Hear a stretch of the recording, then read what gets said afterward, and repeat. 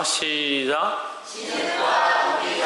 진흙과 토기장이 진흙과 토기장이 이렇게 하면 비교가 되죠. 예, 진흙은 생명도 아니고 생물도 아니고 스스로 할 수 있는 능력도 없고 스스로 자기를 곱게 하거나 아름답게 하거나 거룩한 존재로 바꿀 수 없는 연약한 존재다. 아무 쓸모없다. 버려지면 그냥 비가 오고 바람이 불면 씻겨져 세상이 흩어져 없어져 버릴 그런 존재 가치도 없는 것이다.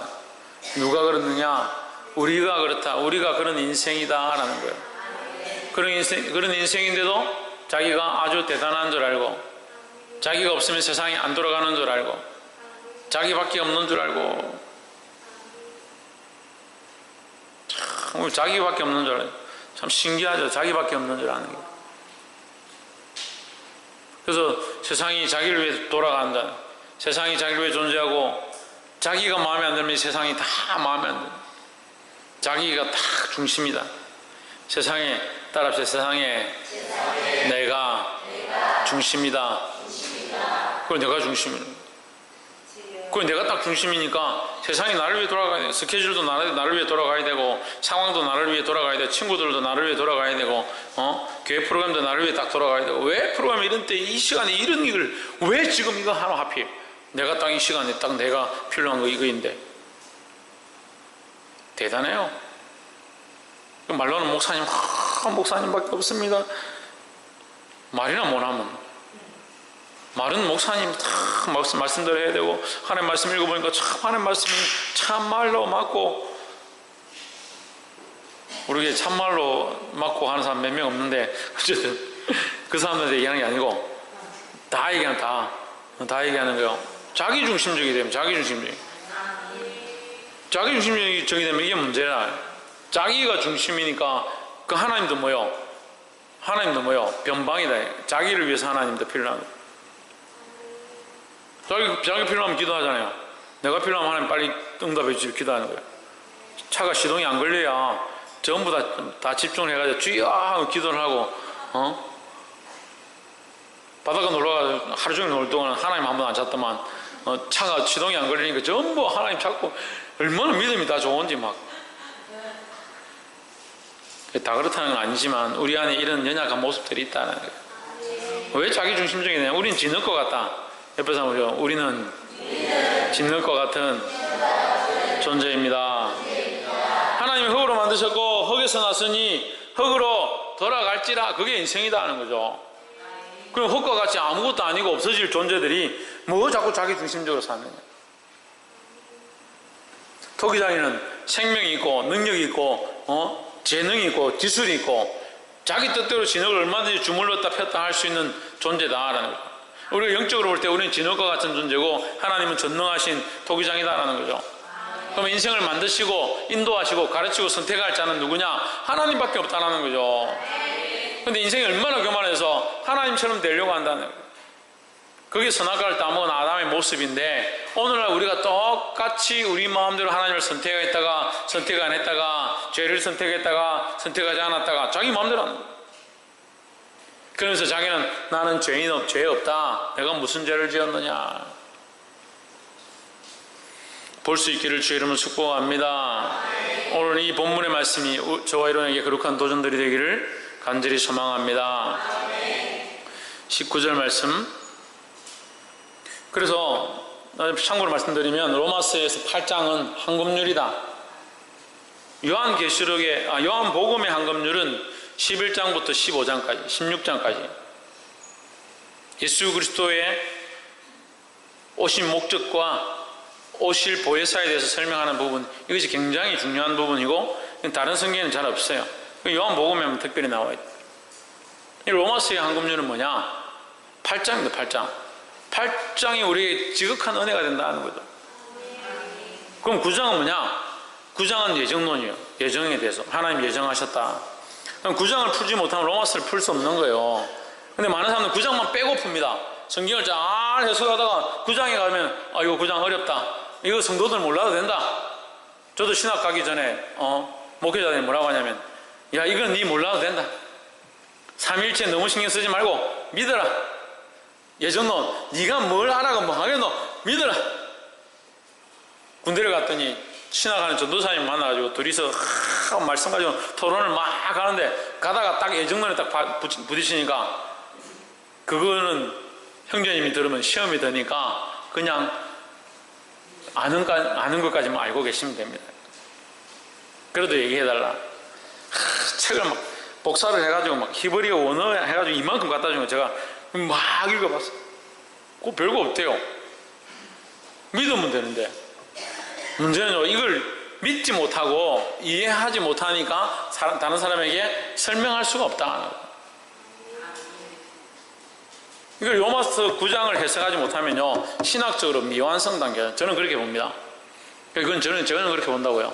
그게 이제 교회에서 그렇게 얘기하는 건 아니니까. 하지만 로마서 9장을 똑바로 알지 못한다면 그것은 우리에게 문제가 있는 거예요. 볼 수 있기를 소망합니다. 또 혹시 9장에 대해서 다 못 들으신 분들은 지난주 설교를 유튜브에 가가지고 박한윤 목사 로마서 9장 치면 바로 나와요. 바로 나와요. 그래서 그걸 다시 들어보면 돼요. 예. 아무도 안 들었더라고. 청년들은 집에 앉아서 뭐 하는지 모르겠어. 말씀 다시 안 듣고. 말씀이 쏙쏙 들어오나 봐요. 다시 들을 필요가 없는 그런 좋은 말씀을 해요. 그래서 제가 너무 하나님 은혜로 이 좋은 설교를 하는 건지 이 성도들이 듣기를 싫어하는 건지 둘 중에 하나겠지만 로마서 19장 19절 혹 내가 내게 말하기를 그러면 하나님이 어찌하여 허물하시느냐 이걸 앞에 말씀이 그렇죠? 그러면이니까 혹 내가 내게 말하기를 그러면 네가 말하는데 뭐라고 하냐 그러면이라 해서 그러면 지금까지 내가 얘기를 다 들어보니까 그렇다고 지금 하나님께서 이렇다라고 말씀하셨는데 긍휼히 여길 자를 긍휼히 여기고 불쌍히 여길 자를 불쌍히 여기고 하나님이 알아서 불쌍히 여길 만한 존재이기 때문에 불쌍히 여기셨고 선택하셔서 불쌍히 여기셨고 긍휼히 베풀 만한 사람이니까 긍휼히 베푸셨고 버리실 만한 자이기 때문에 버리셨다라고 미리 그럴 자를 선택하셨다. 그럴 거라고 선택하셨다. 그게 뭐다? 그게 예정을 하신다면 그렇다면 그렇게 하셨다면 하나님이 어째서 허물하시느냐? 미리 선택해가지고 불쌍히 여길 자 불쌍히 여기고 허물을 줄 자 허물을 줬다고 하면서 왜 하나님 그러면 허물하냐고? 죄 지었다고 심판하고 죄 지었다고 벌 주고 죄 지었다고 지옥에 갈 거다라고 하시냐? 왜 징벌하시느냐 이 얘기죠. 왜 하나님 미리 선택했다면서? 하나님 미리 선택했으면 그 사람이 무슨 잘못이냐? 하나님 선택한 대로 그렇게 된 거 아니냐 이 말이죠. 하나님 선택했기 때문에 그 사람이 그렇게 죄를 지은 거 아니냐? 천만의 말씀이요. 그럼 이건 앞에 말씀을 똑바로 들은 게 아니다라는 거죠. 하나님 허물할 자를 허물하신다라고 하는 것은 하나님 그냥 아무나 선택해놓고 너는 허물을 지어라 죄를 지어라 그래서 네가 죄 짓고 나면 내가 너를 징벌할 것이다 이렇게 내가 미리 정해놨다 이 얘기를 하시는 게 아니에요. 그 사람은 원래 그 죄로 말미암아 자기 스스로가 그 허물의 길로 죄의 길로 걸어가는 거죠. 걸어가게 되는 것을 하나님이 이미 아시고 그래서 예정에서 가장 중요한 게 뭐냐? 예정에서 우리가 알아야 될 가장 중요한 게 뭐냐? 예정론에는 두 가지를 분명히 알아야 되는 거예요. 예지와 예정이다 하는 거예요. 근데 뭐만 배우냐? 예정을 자꾸 배우면 예정만. 하나님 미리 정하셨다. 하나님 미리 정하셨다. 미리 정하셨다. 하나님 왜 정하셨느냐? 하나님 왜 미리 정하셨느냐? 그렇게 두 번 물으면 대답 못하는 거예요. 하나님 미리 아시기 때문에 하나님 모든 것을 아시기 때문에 하나님 전능하시기 때문에 전지하시기 때문에 전지 소피를 구워가지고 삶아서 끓인 전지가 아니고 지식의 끝이 없다. 하나님 모르시는 것이 없다. 전능은 알아요. 전능은 알아요. 능치 못함이 없다죠. 모든 것이 가능하시고 모든 능력이 하나님 안에 충만하다는 거죠. 전지는 뭐냐? 모든 것을 아신다. 모든 것을 아는데 예랑이가 다음 내일 어떻게 될지 언제 죽을지 하나님 모른다면 우리가 하나님 어떻게 믿겠어요? 어떻게 믿겠냐고요? 우리가 예수 믿는데 천국 갈지 안 갈지 하나님 그때 돼봐야 안다. 우리 다 예수 믿는다면 합시다. 예수 믿고 십자가에 달리신 예수님을 다 믿고 교회 왔는데 목사님 설교하는데 하나님이 아직 잘 모르셔서 그때가 돼봐야, 얘야 네가 죽을 때 돼봐야 하나님께서 그때 안다. 어떻게 하나님 믿어요? 어떻게 하나님 믿어요? 하나님 전지하시다고. 전지. 그 지식이 무궁하다고요. 인간이 알 수 없는 그 수많은 것들을 알고 계시고 모든 인류의 역사와 끝을 다 알고 계신다는 거죠. 그러니까 요한계시록이 있는 거죠. 요한계시록이 하나님이 이미 아시기 때문에 그것을 아시는 대로 뭐 하셨다? 정하셨다라는 거죠. 하나님 아시고 정한 거죠. 우리가 어떤 사람이 선택함을 받았다면 그 사람은 죄를 지을 자인지 그렇게 악한 길로 갈 자인지 하나님이 미리 아신다는 거죠. 그 사람을 알기 때문에 그 사람을 선택하셨고 그 사람을 정하셨다라는 거죠. 근데 인간이 그럼 하나님 우리 정해놓고 뭘 우리가 죄지었다고 뭐라 하느냐, 그렇게 말할 수 있느냐? 그게 아니다. 착각하지 마라 이거예요. 하나님 어찌하여 허물하시느냐, 이게 지금 이 본문이 그 말이죠. 하나님 정했는데 왜 허물하느냐? 하나님 아시고 우리를 정하셨지만 그 선택은 누가 한다? 인간 스스로 하는 것이다. 그럼 이제 선악과로 돌아가도 똑같아요. 선악과 그 한 사건에서 예지와 예정이 다 나옵니다. 지금 여기도 이 시대도 우리 앞에 예지와 예정이 다 있는 거예요. 우리 인생에 살아가는 모든 길 가운데 예지와 예정이 다 있는 거예요. 그러니까 우리의 죄 짓는 곳에 하나님 계시다 안 계시다? 하나님 보고 계신 거예요. 불꽃 같은 눈으로 보고 계신 거예요. 할렐루야. 누구 말처럼 팔팔하게 살아가지고 하나님 우리를 보고 있다는 거예요. 정신 차리기 바랍니다. 하나님 어찌하여 허물하시느냐, 누가 그 뜻을 대적하느냐 하리니. 그 뜻을 대적하고 하나님이 선택해서 너는 이렇게 살아라, 너는 이렇게 예지되었고 이렇게 예정되었으니까 네가 왜 이렇게 다른 길로 가려고 하냐, 그냥 가만히 있어라. 하나님께서 결국 네 이렇게 가게 할 거다, 그렇게 말할 수 있냐? 그거 아니다는 거죠. 그럼 하나님 점쟁이에요. 하나님 이렇게 점 치셨으니까 우리 가만히 있어도 출세할 거다, 가만히 있자. 그거가 똑같은 거죠. 그게 아니다는 거죠. 이게 반문이니까 우리가 지금 헷갈릴 수 있는데, 하나님 어찌하여 허물하시느냐, 누가 그 뜻을 대적하겠느냐, 그 뜻을 대적하고 내 마음대로 살겠느냐, 이런 뜻인데, 그게 아니라 결국 네가 선택한 대로 살아가게 되어 있다라고 하는 거예요. 20절, 이 사람아 내가 네기에 감히 하나님을 힐문하느냐, 하나님께 반문하느냐. 이제 이것은 19절의 완전한 대답이 20절은 아니에요. 그냥 19절에 대한 네가 그렇게 말하는 것조차도 틀렸다, 그렇게 어떻게 감히 말할 수 있느냐, 이제 이것을 강하게 말하기 위해서 이 얘기를 하는 것이지, 이게 100%는 아니다. 내가 누구이기에 감히 하나님께 반문하느냐, 지음을 받은 물건이 지은 자에게 어찌 나를 이같이 만들었느냐 말하겠느냐. 그 지음을 받은 자가 어떻게 하나님 앞에 왜 우리를 이렇게 만들었습니까 말할 자격이 있느냐 이 말이죠. 하지만 우리는 그렇게 말하잖아요. 하나님 왜 나에게 이런 상황들을 주십니까? 왜 나에게 이렇게 하십니까? 21절에 토기장이가 진흙 한 덩이로 하나는 귀 쓸 그릇을, 하나는 준이 쓸 그릇을 만드는 권이 없느냐. 그러니까 우리는 뭐예요? 진흙과 같은 존재죠. 그럼 우리를 귀 쓰는 그릇과 전이 쓸 그릇으로 만들 권한이 누구에게 있다? 토기장이에게 있다. 하나님께 있다. 그래, 이렇게 만들어도, 하나님이 우리를 귀 쓸 그릇과 전이 쓸 그릇으로 만들어도 우리는 할 말이 없다는 거죠. 하지만 하나님 그렇게 하지 않는다는 거예요. 그래서 다른 말씀에 보면 뭐랍니까? 자기를 깨끗이 비워야 하나님 집에 귀한 그릇을 쓰임 받는다라는 것과 연결되는 거예요. 그냥 하나님 다 귀 있을 그릇과 전 있을 그릇을 미리 정하시고 그대로 된다, 그렇게 하면 우리가 할 말이 어디 있어요? 하지만 그렇게 하지 않는다. 그것은 하나님의 예지와 예정 속에 있지만 결국 그 선택은 누가 한다? 우리가 한다. 우리가. 그래서 그 허물이 누구에게 있느냐? 우리에게 있는 거죠. 하나님이 예지하셔서 하나님이 예정하신 대로 간다면 그 허물이 누구에게 있어야 됩니까? 하나님께 있어야 됩니다. 결국 하나님 예지와 예정된 대로 가긴 가지만 선택은 누가 한다? 그 속에서 우리가 실제적으로 선택을 하고 있다는 거예요. 그래서 그 허물은 누구에게 있다? 우리에게 있다는 거죠. 좀 더 높은 측면에서 보면요, 하나님이 만약에 예지와 예정하신 대로 우리를 그렇게 살게 하신다면 우리는 인격체가 아니에요. 그죠? 로봇이죠. 그리고 또한 무슨 문제가 생기냐면요, 우리가 선택한 대로 걸어가는 게 아니고 하나님 결정된 대로 걸어간다면 그건 공의의 하나님이 아니에요. 그게 문제인 거죠. 하나님이 정해진 대로 우리가 걸어가게 되어 있고 정해진 대로 우리가 그렇게 살아야만 한다라고 한다면 이게 공의에 대한 문제가 되는 거예요. 공의는 하나님의 법에 딱 맞아야 되거든요. 하나님께서 우리를 심판하시는데 하나님이 정해놓고 우리가 그렇게 가게 만들어놓고 올무를 잡아놓고 그 다음에 우리를 심판한다 이러면 다 하나님이 짜놓은 각본에 우리를 벌받게 만드시는 거잖아요. 그럼 하나님이 공의롭지 않잖아요. 그러니까 공의의 법에 틀린 거라고요. 그러니까 왜 예지 예정이 가능하느냐? 하나님이 그렇게 우리를 끌고 가서 그렇게 하는 것이 아니라 우리가 그렇게 갈 것들을 이미 하나님 알고 계시다는 거죠. 그럼 결국 그렇게 가는 이는 누구다? 우리 스스로가 그렇게 한다는 거예요.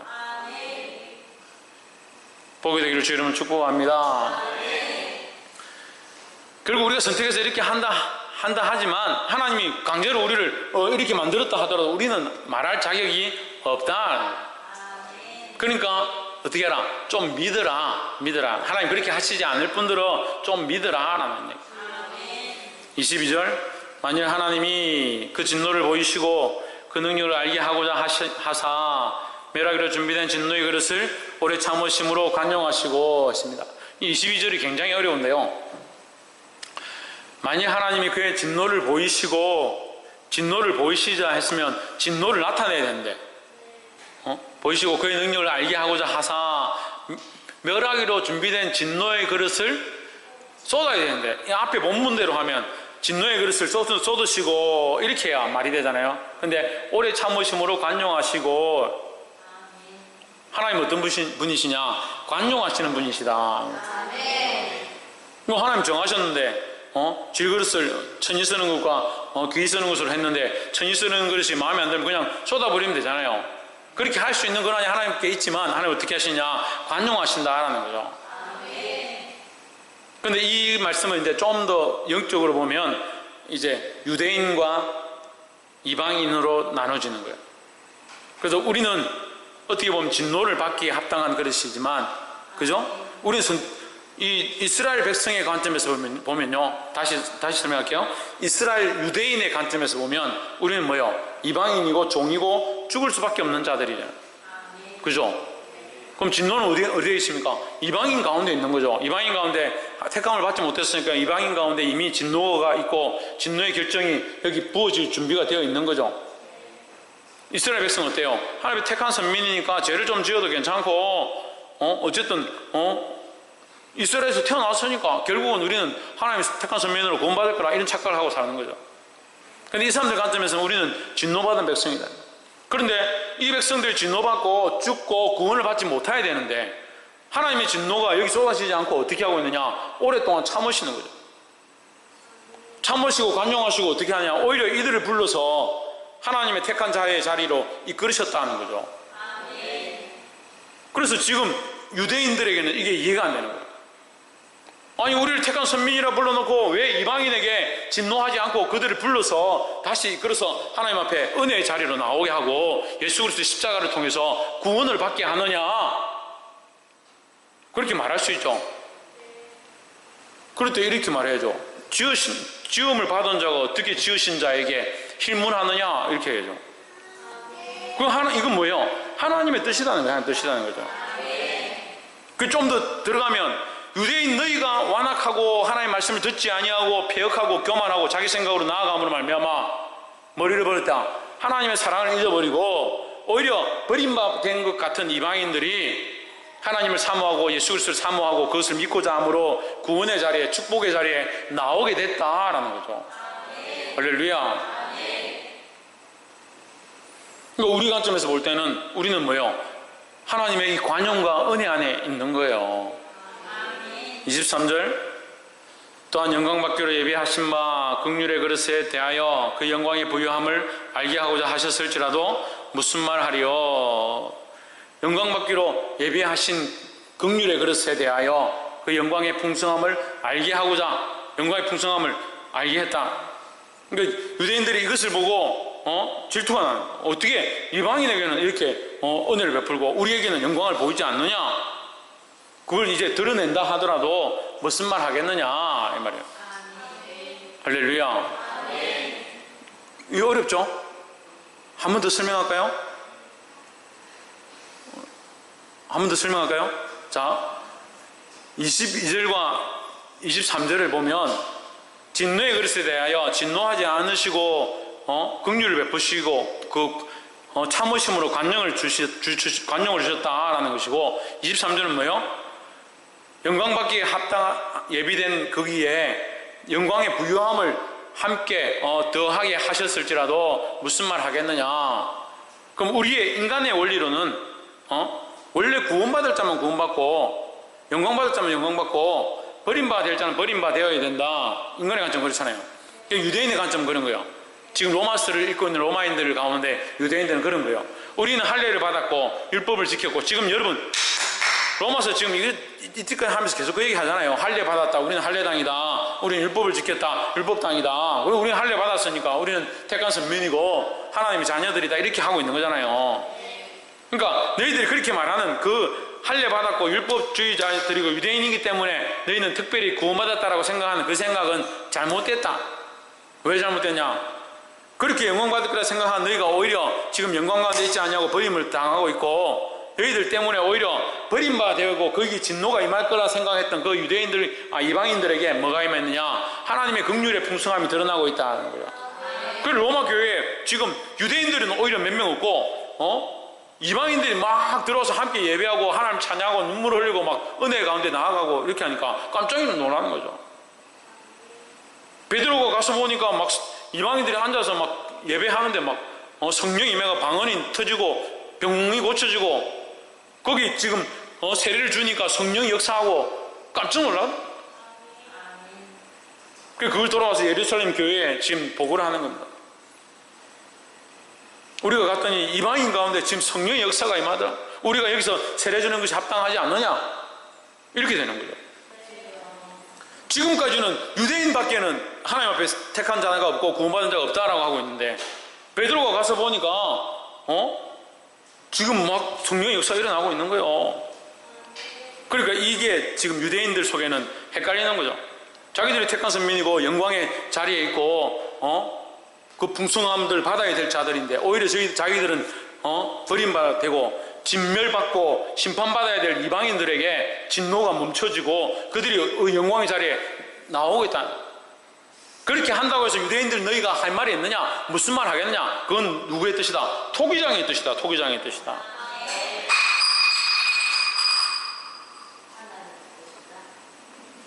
할렐루야. 본당이 밖으로 들고 올라오지 말라니까. 여기 나오면 맨 예배 시간에 맨 뒷줄은 좀 이렇게 비워주세요. 맨 뒷줄은 새신자들 오거나 이제 목회자들이 전화 이렇게 좀 앉아야 되니까 맨 뒷줄은 앉지 마시고, 본당에 컵을 가져오지 마세요. 이 컵을 계속 깨고 예배에 아름다운 소리를 자꾸 내니까 컵이나 그릇을 좀 가져오지 마시고. 자, 조금 이해됐습니까? 예. 이게 완벽하게 이해 안 해도 돼요. 우리가 이 말씀의 뜻들을 이해를 조금이라도 이해되면 그걸 믿으면 되는 겁니다. 24절, 이 그릇은 우리니 곧 유대인 중에서뿐 아니라 이방인 중에서 부르신 자니라. 자, 그래서 지금 이 그릇에 대해서 다시 말하는 거죠. 22절과 23절이 좀 이해가 안 되면 거기에 그릇에 대해서 얘기한 거잖아요. 이 그릇이 결국 뭐다? 우리다. 우리다. 유대인이란 말이에요? 그럼 이방이란 말이에요? 아니죠. 그렇죠. 이방인도 아니고 유대인도 아니고, 우리가 너희들이 보는 관점은 유대인들만 구원받았고 유대인들만 택한 자들이고 하나님의 예정하신 자다라고 보고 있지만, 그렇지 않다. 우리가 누구냐? 예수 그리스도를 믿고 이신덕이한 자, 예수 그리스도를 믿고 의를 덧입은 자들을 얘기하는 거죠. 할렐루야. 이방인 중에서 부르신 자다. 또 뭐요? 유대인 중에서 부르신 자다.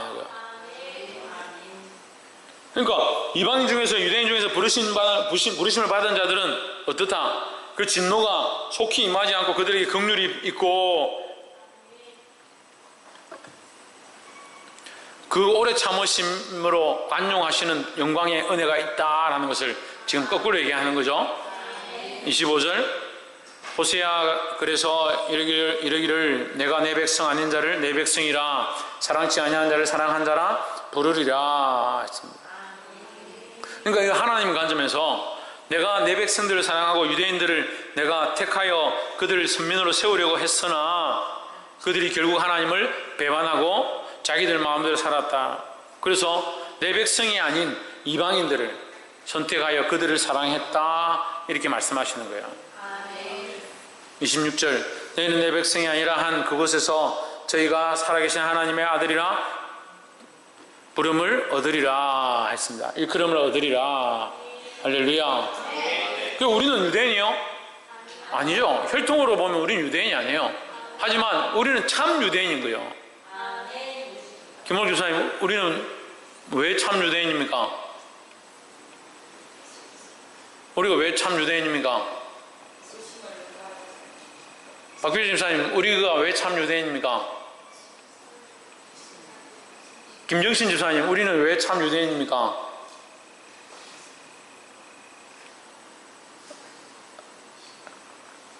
이현실 집사님, 우리가 왜 참 유대인입니까?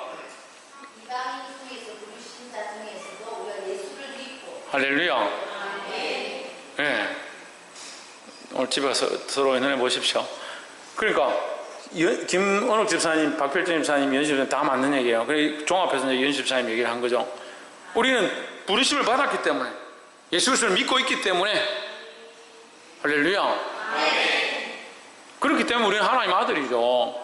택함을 입은 자들이죠. 이게 참 유대인이다. 참 유대인이다. 혈통의 유대인이 아니고 영적으로 하나님 앞에 참 유대인이다. 참 선민이다. 이렇게 얘기해요. 27절에 또 이사야가 이스라엘에 가나여 맺히되 이스라엘 뭇자손의 수가 비록 바다의 모래 같을지라도 남은 자만 구원을 얻으리니 했습니다. 남은 자가 뭐예요? 예, 예수를 믿는 자들이죠. 유엘이 말세의 성도들에게 꼭 필요한 게 뭐고? 사모님, 말세의 성도들에게 꼭 필요한 게 뭡니까? 믿음. 또 재원형. 예, 저희가 안 하고 뭐 있네 이렇게 네 이름이 있네가 믿음과 있네, 믿음과 있네. 우리가 요한계시록하면서 계속 했잖아요. 우리에게 마지막 때에 하나님 우리에게 요청하시는 거, 마지막 시대에 우리에게 뭐가 필요하냐? 믿음과 인내다 라는 거다. 그러니까 믿음과 인내가 따로 떨어질 수 없죠. 믿음과 인내 또 뭡니까? 하나 더 있죠. 뭡니까? 서건태, 박승리, 오래 참음, 그게 인내죠. 최훈영, 사랑, 홍준우, 박이사, 말씀이죠. 말씀. 믿음과 인내와 말씀이 이 마지막 시대의 성도가 싸워 이길 수 있는, 견뎌낼 수 있는 마지막 우리에게 필요한 것들이다 하는 거죠. 근데 이 믿음과 인내와 말씀은 뗄 수가 없다는 거예요. 뗄 수가 없다. 믿음이 있으면 자동으로 인내하게 되죠. 믿음이 있으면 자동으로 인내하는데 어떻게 했냐? 내 고집으로 인내하는 게 아니라 말씀을 따라 인내하는 거죠. 말씀을 따라 싸우고 말씀을 따라 인내하고 말씀을 따라 소망하고 기다리는 거예요. 할렐루야. 그러니까 남은 자만 구원을 받으니 이것을 이제 그 말씀에 대입하면 이렇게 된 거예요. 믿음을 가지고 인내하고 이 악한 세대 가운데 말씀으로 싸워 이긴 자들, 그들만 뭐요? 구원을 얻는다는 거죠. 다 있다고 구원을 얻는 게 아니고 믿음으로 누구를 믿어요? 예수 그리스도를 믿어요. 그래서 로마서의 결론이 뭐예요? 로마서의 결론이 뭐예요? 예수 그리스도를 믿음으로 의롭다 함을 얻었다. 의롭다 함을 얻었다. 28절 주께서 땅 위에서 그 말씀을 이루사 필하시고 끝내시리라 하셨느니라. 이 말씀이 완성이다. 예수 그리스도를 믿는 자만 구원을 얻는다. 29절 또한 이사야가 미리 말한 바 만일 만군의 주께서 우리에게 씨를 남겨두시지 아니하셨다면 우리가 소돔과 같이 되고 고모라와 같이 같았으리로다 했습니다. 이거 유대인의 모습이죠. 유대인들 안에 이 복음의 씨를 남겨두지 않고 아예 다 버렸다면 유대인들에게는 아예 희망이 없는 거예요. 이스라엘 백성들에게는 아예 희망이 없는 거예요. 하지만 그 안에 뭘 남겨뒀다? 씨를 남겨뒀다. 30절 그런즉 우리가 무슨 말 하리요? 의를 쫓지 아니한 이방인들이 의를 얻었으니 곧 믿음에서 난 의요. 할렐루야. 그러니까요, 우리는 이게 감사한 거예요. 우리가 무슨 권한으로 하나님의 아들이 되고 무슨 권한으로 참 영적 유대인이 될 수 있느냐? 그럴 수 없죠. 하지만 하나님 우리에게 이 권한을 뭐로 주셨느냐? 믿음으로 주셨다. 믿음으로. 그래서 믿음으로 난 의다. 이게 이신득이고 이것이 로마스의 핵심이다라는 거예요. 그래서 우리는 이방인이고 유대인도 아닌데 어떻게 하나님의 아들이 되었느냐? 이렇게 묻는다. 뭐라고 말해야 돼요? 믿음으로 말미암아 의롭게 되었다는 거죠. 31절 의의 법을 쫓아간 이스라엘은 법에 이르지 못하였으니 뭐에 쫓아간? 이스라엘은 법을 따라갔는데 무슨 법을 따라갔냐? 의의 법을 따라갔다. 의의 법이 뭡니까? 율법을 따라갔다. 조이찬 뭘 따라갔다고요? 율법을 따라갔다. 여러분 성경 율법이라 되어 있네. 네, 이스라엘은 율법에 이르지 못하였으니 의의 법을 따라갔다. 율법을 지켜서 이렇게 되려고 했던 그들은 결국 율법에 이르지 못했다. 율법의 의에 이르지 못했다. 이렇게 볼 수 있죠. 32절 어찌 그려 하느냐? 이는 그들이 믿음을 의지하지 않고 뭘 의지하지 않고? 믿음을 의지하지 않고 뭘 의지했기 때문에? 행위를 의지했기 때문이다. 결론적으로 여기 딱 얘기하는 거예요. 그들이 믿음을 의지하지 아니하고 행위를 의지했다. 그리고 행위를 의지하다 보니까 뭐가 앞서는 거예요? 행위를 의지하다 보니까 뭐가 앞서겠어요? 네? 공로가 앞서는 거예요. 공로가. 행위로 자꾸 한 사람들은 내가 11조 했는데, 내가 기도했는데, 내가 예배했는데, 내가 10년 예수 믿는데, 20년 예수 믿는데, 30년 예수, 40년 예수 믿었는데, 내가 태어나지 않은 엄마 뱃속에서부터 예수 믿었는데, 내가 믿음에 왜 때 손인 줄 아느냐? 감사하죠. 저는 제발 좀 그랬으면 좋겠는데.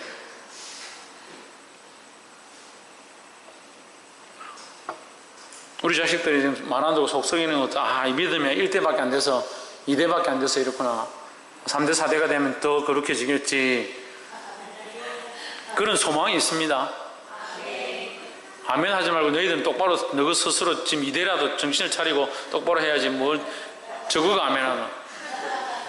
어찌 그러하냐?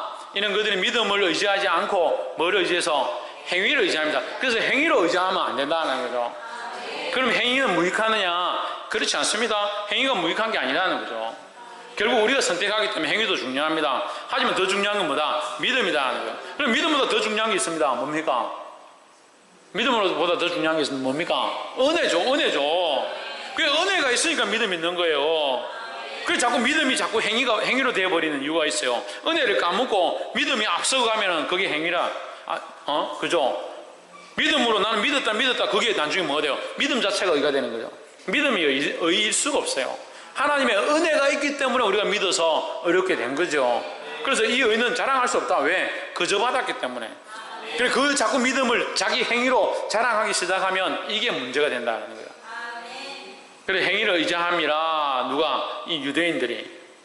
그렇게 하다 보니까 이 사람들이 문제가 된다는 거예요. 교회 안에 죄인인 줄 알고 예수 그리스도밖에 없는 줄 알고 그 은혜로만 구원을 받는 줄 알면 이 문제가 없어지는 거예요. 할렐루야. 부딪힐 돌에 부딪혔느니라 하신다. 어디에 부딪혔냐?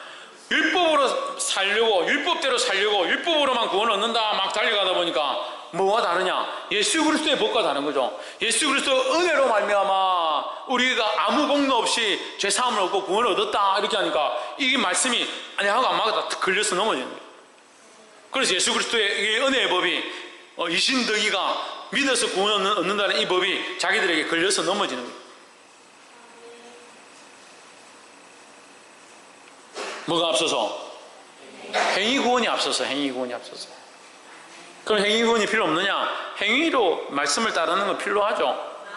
그 은혜로 구원을 얻었기 때문에 어떻게 하나님의 자녀답지 않게 살겠느냐? 이렇게 되어서 행위를 따라가야 되는 거지. 행위가 앞서가면 안 된다는 거예요. 그래서 믿음보다 기도보다 성경보다 앞서지 말자. 33절 기록된 바 보라 내가 부딪히는 돌과 그치는 반석을 시온에 두노니, 이건 하나님의 전이다. 하나님의 전에 시온이 하나님의 전에 뭘 둔다? 그림돌과 그치는 바위를 둔다. 이게 뭐라고요? 예수 그리스도다. 예수 그리스도의 십자가다. 그 십자가로만 구원을 얻는다. 그 유대인들은 억울한 거예요. 태어났을 때부터 율법을 배우고 태어났을 때부터 절기를 지키고 규례와 율례를 지키고 8일 만에 할례를 받고 유대인 전통의 옷을 입고 이마에 말씀을 갖다 붙이고 문술줄을 들어가고 나가면서 말씀을 만지고 밥을 먹을 때도 손발을 다 씻고 다시 정돈해가 앉아가지고 그렇게 했었는데 그거 다 필요 없다 하니까 얼마나 억울하겠어요.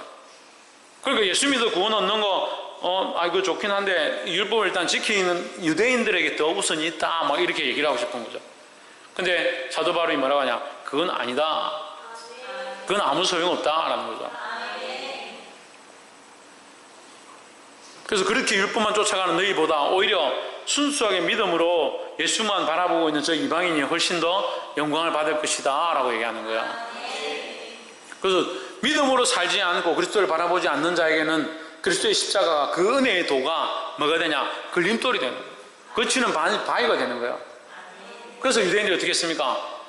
걸림돌이 되고 거치는 바위가 되는 예수를 어떻게 했습니까? 네, 뽑아가 갖다 버렸어요.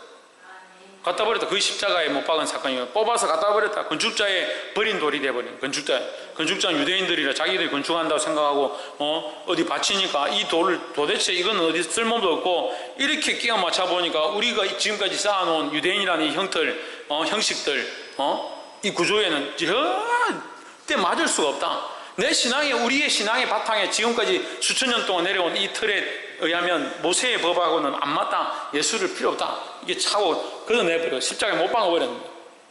나중에 보니까 그 돌이 굴러가서 어디 되느냐? 기초석이 되고 머릿돌이 되어가지고 그게 하나님 나라의 교회가 세워져 가고 거기에 수많은 사람들이 예수 그리스도를 믿고 예수 그리스도를 바라보고 예수 그리스도를 의지하고 예수 그리스도를 머리로 해서 교회가 세워져 가고 있더라. 할렐루야. 그 교회 안에 우리가 있는 거예요. 어떻게 하면 교회가 됩니까? 예수 그리스도를 머리로 하는 자만 교회가 되는 거예요.